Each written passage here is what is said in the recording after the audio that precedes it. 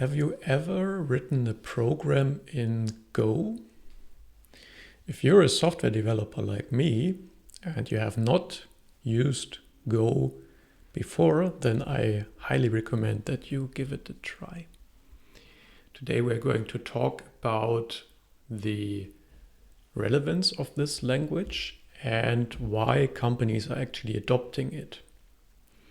So, when I first discovered Go in 2015, I was pretty impressed by this small and beautiful language. Now, when you fast forward a few years, Go is actually among the most used programming languages at position 11 when you look at the Tiobe Index, which is an index which is pretty well known, which measures popularity of programming languages. You can find the link in the description. Now, of course, there are a lot of languages like Python, Java, C#, which are way above. But you have to consider those are much older. And Golang is a pretty young language.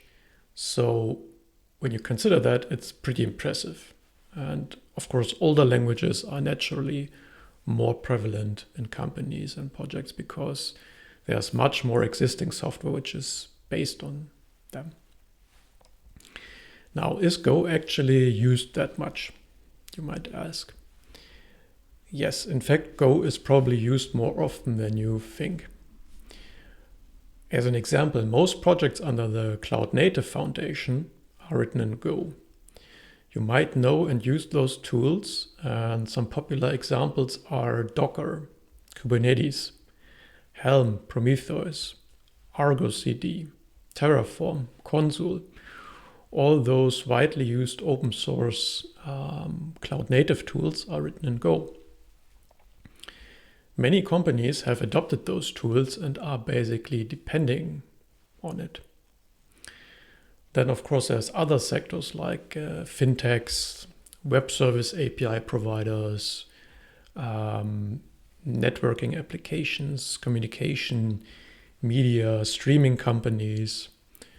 And you can see that some companies are slowly moving away from other languages like PHP, Java, even Python sometimes, in favor of Go. So they are slowly starting to build more services in Go and less in those older languages.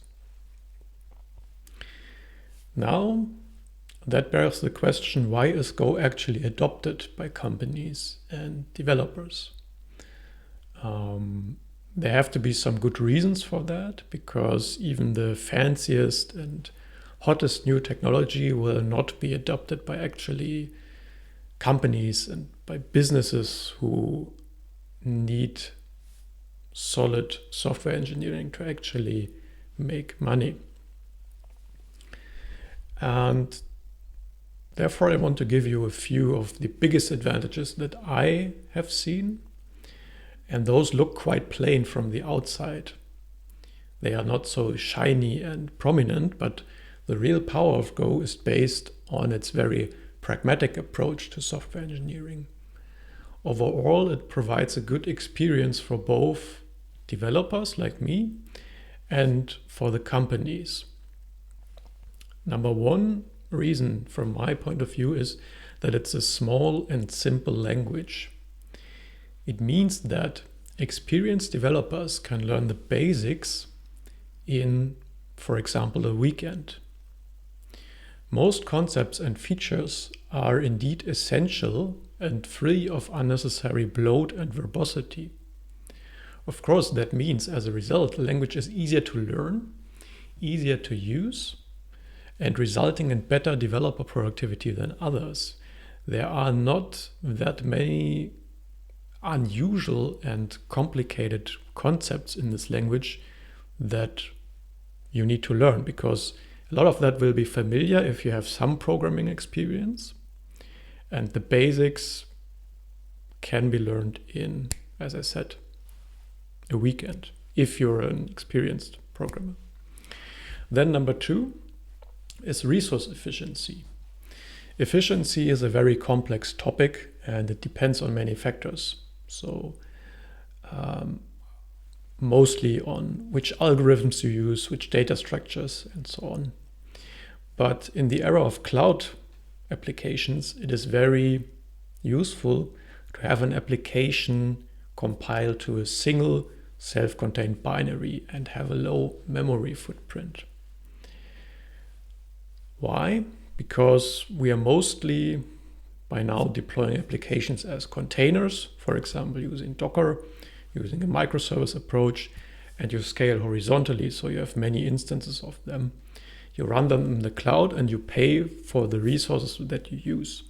Of course, it gives you an advantage to have a pretty slim runtime that doesn't use too much memory and CPU. So it compiles to binary code, therefore it's more efficient than using a VM or interpreter-based language like, for example, Java or Python. Then reason number 3 is Go has lightweight concurrency included. So these days, many languages offer concurrency concepts for scaling applications. So you might think, what's the big deal? I have threads or something similar in my language. But Go takes this approach further, has its lightweight Go routines and a few other concepts. And it really shines in terms of ease of use as well as scalability of those concepts. So again, it's not the first language that has the concept of lightweight concurrency, but the way it is actually applied makes it easy to understand and use. And number 4, basically the last major point, is it compiles really fast and you have type safety through the compiler. So the value of type safety is quite clear today because more and more software development is actually moving to type-safe languages, I think. So that's why TypeScript became popular over JavaScript. And even languages like Python, who are very dynamic in nature, even those languages introduced concepts like type hints, for example. So it's definitely useful to have type safety and type checks. Now, when you combine this with a very fast compilation process, you have a great feedback loop. It's ideal for CI/CD pipelines, for refactorings, for prototyping. You can compile your program in a second, usually, and then you can run it and get feedback. So the feedback loop feels a lot like an interpreted language, like Python, but you have the type safety of the compiler, and this makes it really powerful. So it's not like when you have a big Java or C++ program where you can go to the kitchen and fetch yourself a coffee while the compiler runs. No, it's really, really fast. Now, of course, no tool is perfect for every job. I have talked about that before. So I also want to give you some idea about which use cases are less suitable for Go and where you should probably not use it. Here's a list of use cases that I would not consider suitable for Go. Number 1 is front-end building. So Go is basically for building backends or command line applications, microservices, and so on. It's excellent for those cases. But if you have a decently complex front end, you need additional tooling. You need a front-end framework. You probably need JavaScript or TypeScript to actually have a front end, but you can combine that with Go in the backend. Number 2 is mobile applications. So it doesn't matter if you're building mobile applications for Android or iOS, or if you need something which is more hybrid or cross-platform, Go will not work for you because there's almost no support for mobile platforms. You could use it in a backend, again, like have your mobile app communicate with a backend which is written in Go. But again, you need to combine it with a mobile or a web front end. Number 3 is data science. So it's not really geared towards data science. It's for software engineering. Therefore, it will not work For complex data analysis, that's where languages like Python or R will work much better. And number 4 is when you have very specific dependencies in your project or company. Maybe you absolutely need a specific framework or library for your business case, and then Go may not work for you. The ecosystem is growing pretty fast, and there's a lot out there.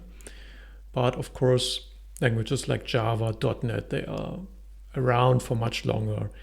The ecosystem is huge, and if you're depending on some of those frameworks or libraries and you cannot easily replace them, then it might be not a good idea to force a switch to Go. So that was it. We talked about why Go is adopted by companies and developers and how much it is actually used. And I also hinted at for which use cases Go is less suitable. What is your opinion on this nice small language? Have you tried it, or are you maybe even using it on a daily basis? Are there some things that you don't like about it? Feel free to let me know in the comments.